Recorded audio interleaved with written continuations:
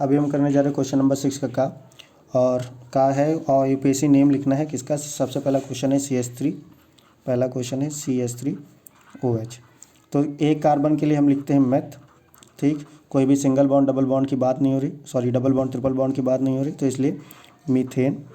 और OH के लिए हम लगाते हैं ऑल, ठीक। OH के लिए हम क्या लगाएंगे, ऑल लगाएंगे। और जब भी E के सामने O आएगा तो E क्या हो जाएगा, कट जाता है, ठीक। तो हो का गया मीथेनॉल, ठीक। तो ये हमारा नेम होगा। तो आपको ये सब नहीं बताना है, आप सीधे ये आंसर करोगे मीथेनॉल, ठीक है।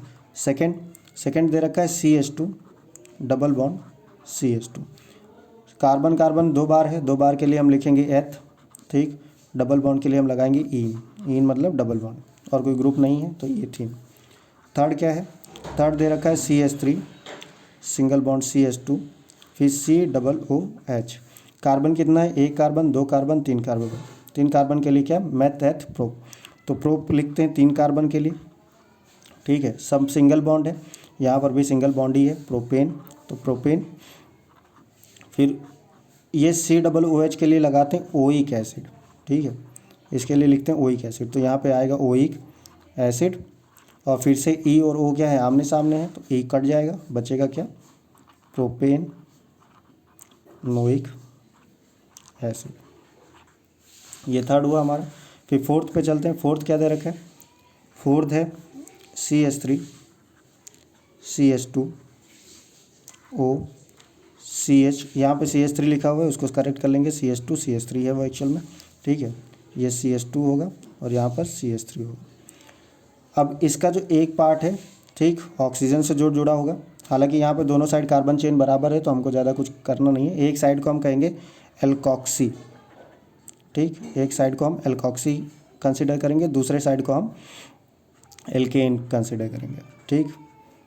यानी कि हम सिर्फ इसके लिए 2 कार्बन है मेथ एथ, तो हमने लिखा एथ, ठीक।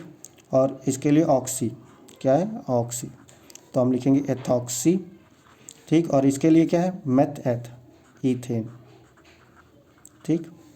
ये हमारा नाम हो जाएगा। तो जब भी ये कौन है, ये ईथर के लिए, ठीक। ये ईथर फंक्शनल ग्रुप है। कॉमन नेम की बात नहीं करें हम, आईयूपीएसी नेम में क्या करेंगे, एक साइड को हम एल्कॉक्सी कहेंगे, OXY लगाएंगे, और दूसरे साइड में हम एल्केन ANE, देखो यहाँ पे ANE लिखा हुआ है और यहाँ पे OXY लगा हुआ है। तो जिसके साथ O को लेंगे उसके साथ OXY लगाएंगे, और जिसके साथ O नहीं रहेगा उसके साथ N लगा देंगे, ठीक। यहाँ पे अभी दोनों तरफ कार्बन सेम है, इसलिए हमको कुछ और ऐड ऑन करना नहीं है। फिर फिफ्थ क्या दे रखा है, फिफ्थ दे रखा है CH3CO होल ट्वाइस O। इसका स्ट्रक्चर ज़रा बनाओगे तो CH3 C double bond O, फिर उसके बाद C double bond O CH3। ये एक्चुअल में एक एनहाइड्राइड है, ठीक। एनहाइड्राइड क्या होता है, तो देखो एसिड तुम समझते हो COOH, ठीक।